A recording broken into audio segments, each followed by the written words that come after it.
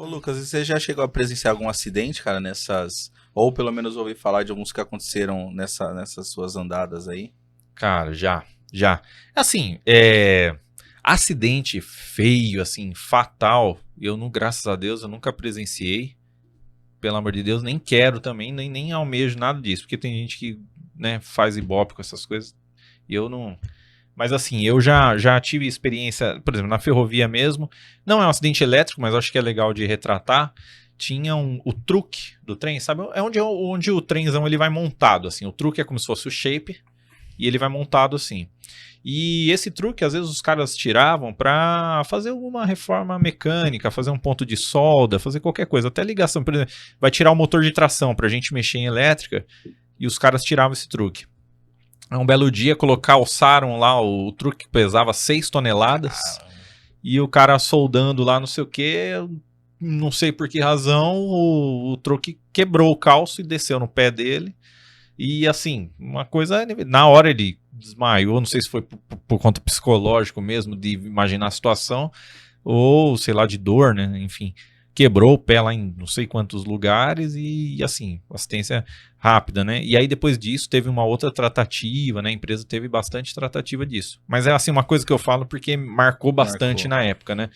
Outra coisa também foi esse, um pouco mais para trás, que, por exemplo, eu falo mais da ferrovia porque é um ambiente bastante periculoso, né? Sim, E sim. lá onde eu trabalhava no outro era laboratório, então era um ambiente mais controlado, né? A gente era tudo bem controladinho, assim, então era bem tranquilo. Já na ferrovia era bem insalubre, periculoso. E aí, por exemplo, o que dá energia para o trem é o pantógrafo, na verdade. É como se fosse ligar o trem na tomada, Uhum. é aquela haste que sobe assim, que encosta no fio. E esse pantógrafo é a mesma coisa do que quando a gente vai fazer uma manobra na concessionária, na rede de distribuição. Tem os fusíveis, o cara tem que ir com o bastão de manobra e ser ágil. É Uhum. pegar, laçar no elo fusível e pum, puxar rapidinho. Ou na hora de fechar a carga também, ele, pá, mesmo que não esteja em carga, ele tem que ser ágil para não criar o arco No arco. voltaico, né? Porque ali a gente está falando de 13.800 volts na rua. Na rua. No trem, são 3.000 volts corrente contínua. A corrente contínua ela é mais perigosa que a alternada, cara? Então, na verdade, depende. Depende, tem alguns fatores, mas geralmente a alternada é mais perigosa. Tá, A alternada, ela tem o plus da frequência, que causa a fibrilação ventricular. sim. Inclusive, no meu Instagram, quem quiser me acompanhar lá, eu tenho um highlight que é a doutora Juliana. E ela é cardiologista, assim, tipo, ela é bem engajada, assim, é uma médica que ela tá sempre bem alta. E aí eu fiz contato com ela e ela explicou, cara, tem um highlight bem bacana, se vocês quiserem acompanhar.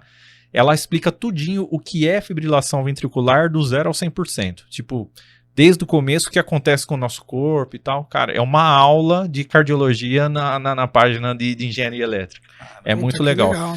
E assim, respondendo objetivamente sua pergunta, geralmente a alternada é mais perigosa por Uhum. conta da frequência.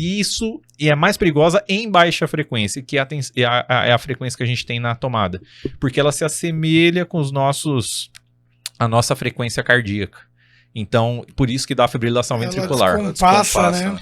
Descompassa. Então o coração ele fica meio descompassado mesmo, atrapalha todo o nosso fluxo, né? Por isso que vem o cara com desfibrilador, né? E pau, dá aquela cacetada, né, na gente, e aí, beleza.